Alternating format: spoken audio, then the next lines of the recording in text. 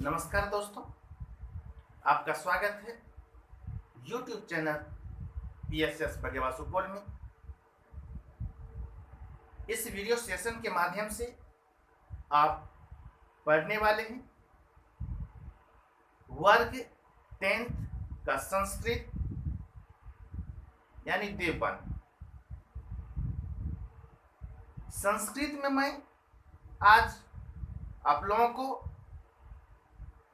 पाठ 2 पढ़ाने वाला हूं और पाठ 2 में आज क्वेश्चन आंसर प्रश्न उत्तर मैं कराऊंगा। तो ठीक है, चलिए देखिए प्रश्न उत्तर। ये जो है अभ्यास मौखिका, सबसे पहले जो प्रश्न उत्तर है अभ्यास मौखिका है। अभ्यास मौखिका में यानी इसका जो है आपको मौखिक उत्तर देना है।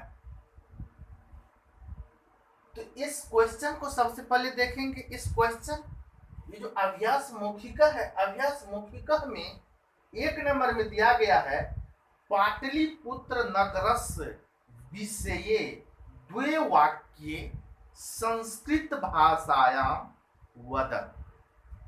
पाटलिपुत्र नगरस्य, पाटलिपुत्र नगर के विषय में द्वे माने 2 वाक्य में संस्कृत भाषायाम, संस्कृत भाषा में बोले।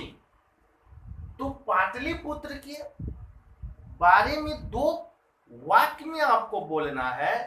तो सबसे पहले क्या बोलेंगे? पाटलिपुत्र बिहारस्य राजधानी अस्ति। पाटलिपुत्र जो है, पटना जो है बिहार की राजधानी है।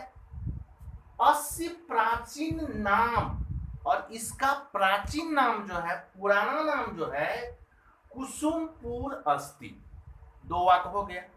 एक वाक्य हो गया पाटलिपुत्र बिहारस्य राजधानी अस्ति, दूसरा हो गया अस्य प्राचीन नाम कुसुमपुर अस्ति।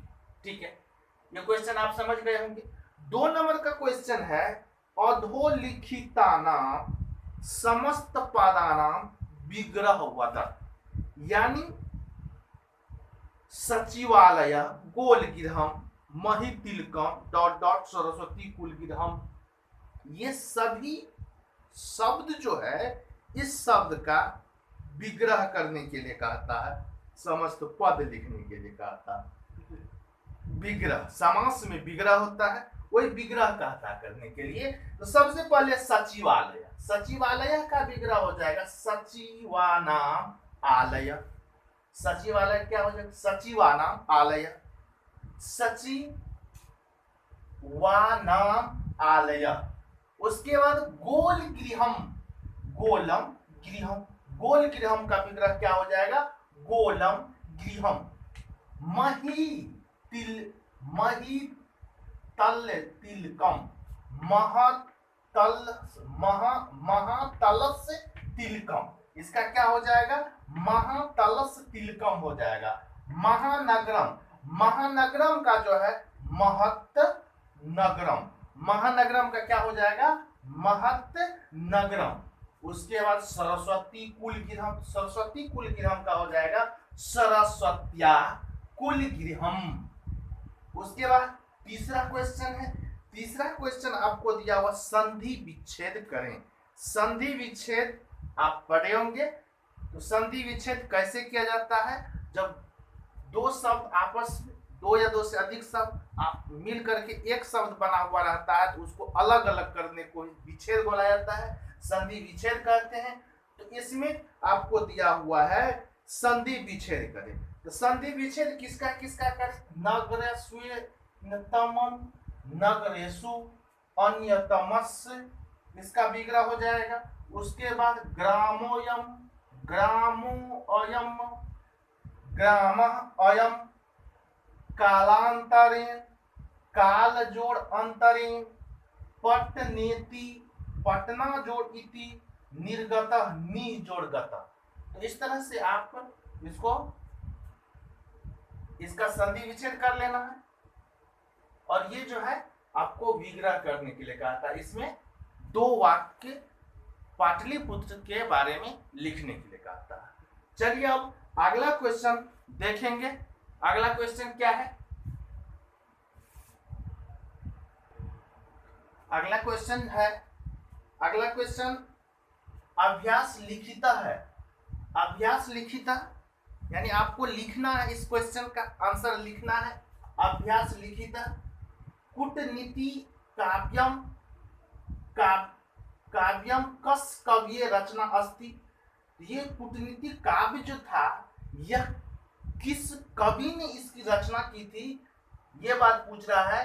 तो आपको कहना है कूटनीति काव्यम दामोदर गुप्त रचना अस्ति। यह जो है दामोदर गुप्त का रचना है। तो ये अभ्यास लिखिता प्रश्न जो है यहाँ पर एक नंबर का यह क्वेश्चन को खो गो घ और चो, को खो गो घ अंग चो है। इसमें आपको क्या देखना है? कूटनीति काव्यम कस कव्य रचना अस्ति। कूटनीति काव्य जो था दामोदर गुप्त रचना अस्ति। यह जो है दामोदर गुप्त कवि का रचना है। पाटलिपुत्र कस्य नद्या तीरे अवस्थितम अस्ति। पाटलिपुत्र जो है किस नदी के किनारे बसा हुआ है? पाटलिपुत्रम कस्या नद्या तीरे अवस्थितम अस्ति। यानी पटना किस नदी के किनारे, तीरे माने किनारे अवस्थित है। तो पाटलिपुत्र जो है गंगया तटे अवस्थितम अस्ति। ये आपको पूर्ण वाक्य में उत्तर लिखा हुआ है। यदि आपको परीक्षा में यह पूछे कि एक वाक्य में उत्तर दें पाटलिपुत्रम कस्या नदिया तीरे अवस्थितम, तो आपको कहना है गंगया तटे। क्या बोलना है? गंगया तटे बोलना है। लेकिन यहाँ पर वो बात नहीं है। ये जो एक नंबर का क्वेश्चन है इसमें पूर्ण वाक्य में उत्तर देना है। ठीक है, तो चलिए पूर्ण वाक्य में इसके लिए क्या लिखना पड़ेगा? क्वेश्चन बिल्कुल इजी है, आपको लिखने में बिल्कुल आसान है ये क्वेश्चन। जैसे पाटलिपुत्र कस्या नदिया तीरे अवस्थितम अस्ति है, तो आपको उसी क्वेश्चन को घुमा के लिखना है पाटलिपुत्रम गंगया। कस्या के जगह पर कस्या मन होता किस, नदिया मन नदी, तो किस नदी के तट पर है? तो यहाँ कस्या को हटा के क्या दे देना है? गंगया। गंगया एक नदी का नाम है, इसीलिए कस्या और नदिया यहाँ हट गया, क्या आ गया? गंगया। तटे अवस्थितम अस्ति, यानी कि आपको केवल यहाँ लगाना है गंगिया। जो बात इसमें है उसी बात को यहाँ लिख देना है। लेकिन कस्या नदिया के जगह पे गंगा नदी है तो गंगाया दे देंगे, तटे अवस्थितम। यह क्वेश्चन हो जाएगा इसका आंसर। उसके बाद 100 नंबर में चंद्रगुप्त मौर्य काले कस नगरस रक्षा व्यवस्था कीदृश आसी।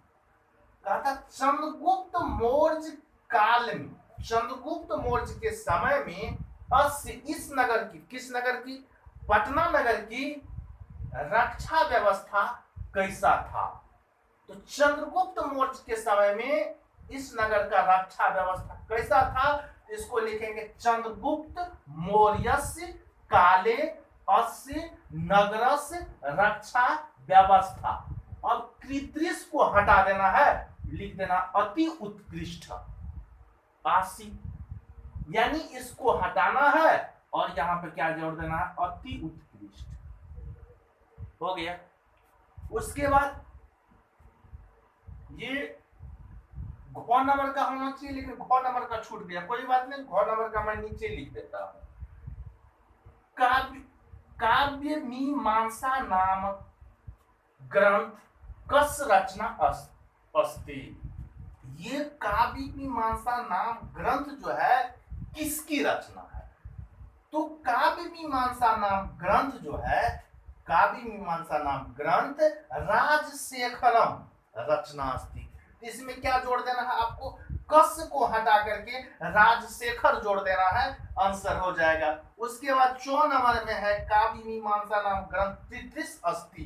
यह कैसा ग्रंथ है, किस प्रकार का ग्रंथ है, इसमें क्या बात है। तो चलिए, काव्य मीमांसा नाम ग्रंथ कवि शिक्षा प्रमुख ग्रंथ, यह जो है कवि शिक्षा प्रमुख ग्रंथ है। कौन सा ग्रंथ है, कवि शिक्षा प्रमुख ग्रंथ है।